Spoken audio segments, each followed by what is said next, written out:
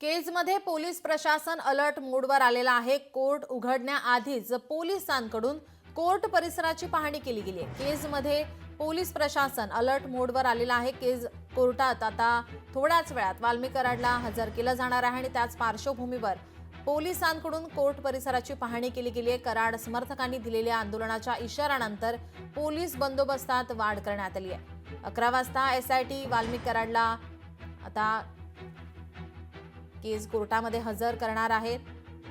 कायदा आणि सुव्यवस्थेच्या दृष्टीने पोलिसांकडून कोर्ट परिसरात चोख बंदोबस्त तैनात करण्यात आलाय।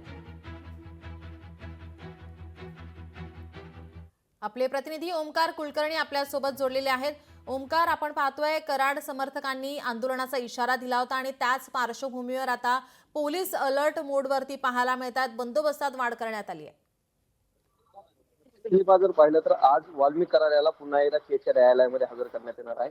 ज्या पद्धतीनं बीड जिल्ह्यामध्ये आंदोलनाचं सत्र आपण गेल्या 2 दिवसांपासून पाहतोय, त्याच अनुषंगानं कुठल्याही सुरक्षेच्या बाबतीत पोलीस जे आहेत ते पूर्णपणे खबरदारी घेताना पाहायला मिळत आहेत। मी केजच्या न्यायालयाच्या बाहेर आहे। या ठिकाणी जर पाहिलं तर न्यायालयाच्या या परिसरामध्ये जर आपण पाहिलं तर दृश्यांमध्ये देखील पाहू शकतो की पोलीस बंदोबस्त जो आहे तो मोठ्या प्रमाणात या ठिकाणी तैनात करण्यात आलेला आहे।